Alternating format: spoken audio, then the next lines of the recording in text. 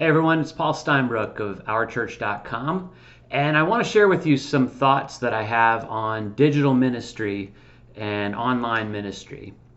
And because I'm trying to learn how to get better with live video, I'm going to do this in one take, so whatever happens here happens, and you get the best of it and the worst of it, all right?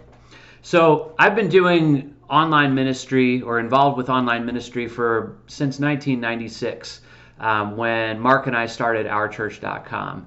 And things have changed a lot over those 26 plus years, but things have really changed a lot in the last few years.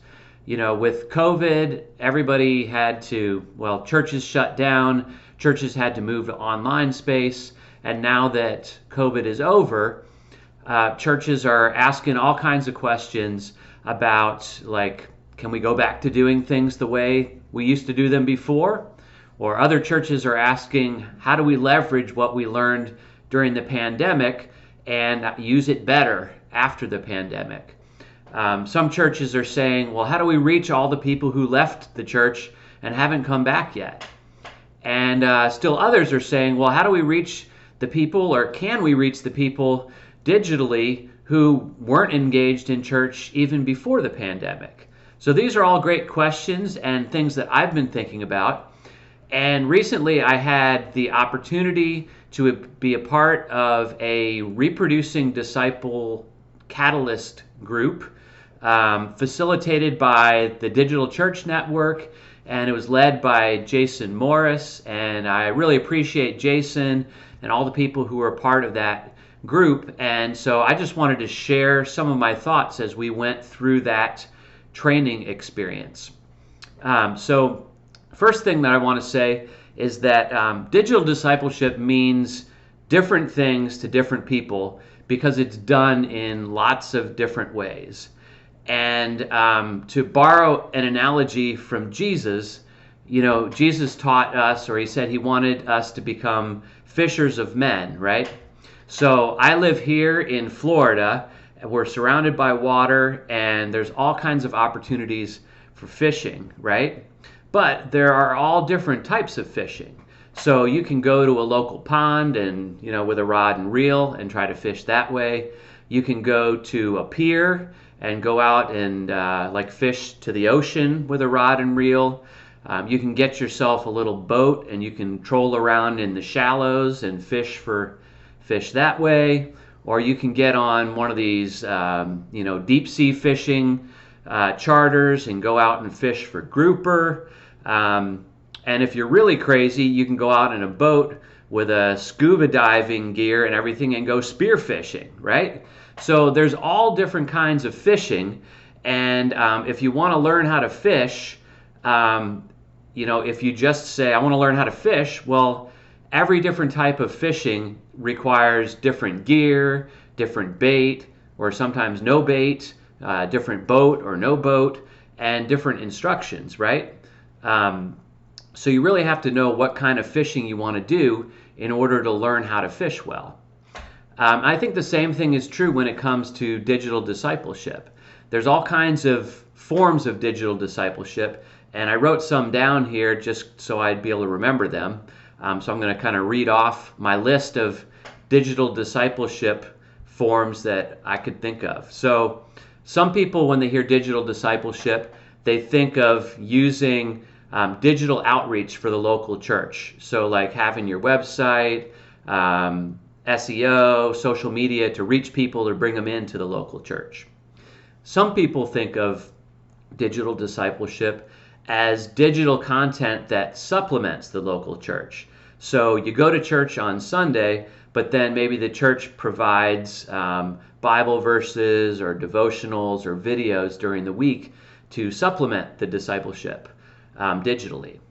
Other people think of digital discipleship as an alternative to the local church for people who can't make it. So like if somebody is sick or they're traveling, digital discipleship is streaming the Sunday service or maybe some other things for the people of the local church that couldn't be there. Another form of digital discipleship is online campuses, right? Some churches are starting online campuses where they stream the Sunday service. They might do life groups online, and they have no intention of getting the people to come to the local church.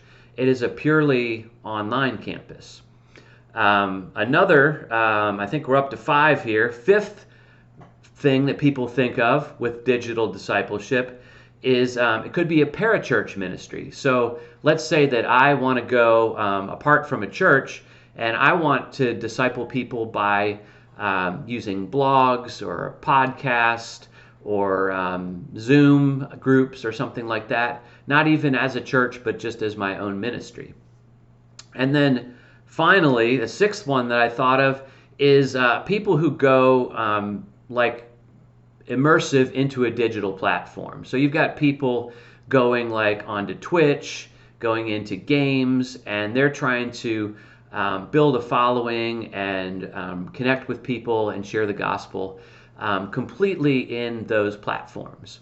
So as you can imagine, what your version of digital discipleship looks like is going to impact the gear you need, the content you create, the instruction that you need in order to do it well. All of those things are going to be different depending on the type of digital discipleship that you have in mind.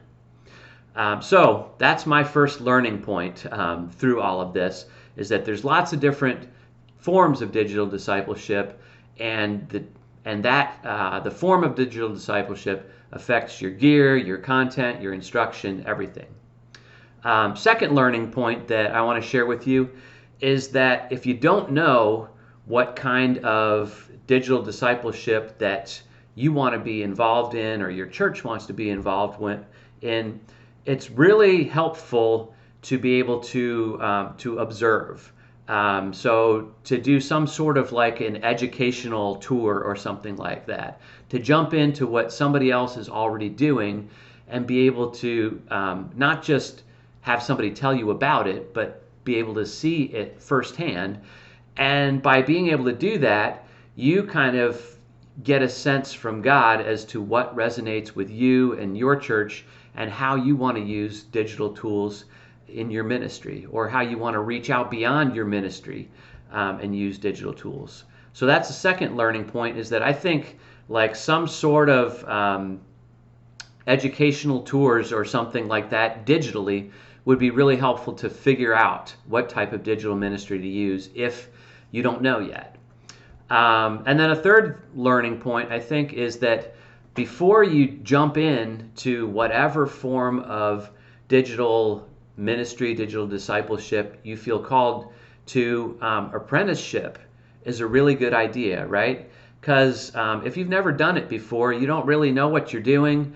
You're probably not going to do it all that well. And so instead of starting something new without having ever done it before, I really think the best option is to jump in with somebody who is already doing it and doing it well, and see how they do it. Learn from them. Learn what the culture of that platform is. See what works, what doesn't work, so that you can be a part of something. And in that role, you get to support and advance in an existing digital discipleship ministry. And so then the third thing, or wait, I think I'm up to 4, is like after you apprentice, then you've been prepared in order to take the plunge yourself. Start your own digital ministry if that's what God is calling you to. But I really think not everyone is called to start their own digital discipleship or online ministry. Just like not everybody is called to be a lead pastor, and not everybody, some people might be called to be a part of a church plant, but they might not be the lead pastor of that church plant. Leaders need teams, and so you might be called to be a leader, but you also might be called to be a part of a team. And so I think those are some of the thoughts that I have offhand. And so, no matter where you are with digital ministry, if you're like trying to figure out if digital ministry is right for you, then maybe the best next step for you is try to find digital ministries that you can jump in and see what they're doing. If you are a part of a digital ministry where things seem to be clicking, maybe you can be one of those churches or ministries that invites people in. Come and see what we're doing. Jump in for a tour and then debrief to ask questions and answer questions in that kind of a setting. And if you are somebody who has a passion for seeing other churches get involved in digital ministry, or other people start their own digital parachurches, if that's a term, then I hope this gives you some perspective to understand that people are in different places in their understanding and getting engaged in digital ministry. And so with that said, depending on where people are, the training that they need and the experience that they need is going to be different for those different stages. So I would love to hear your thoughts, your reaction, your comments on this. Tell me, like, where are you in the your thoughts when it comes to digital discipleship? Are you just starting to think about it, trying to figure out what digital discipleship looks like for you? Are you already engaged and God is doing some cool things in it, and you want to invite other people into your digital discipleship ministry?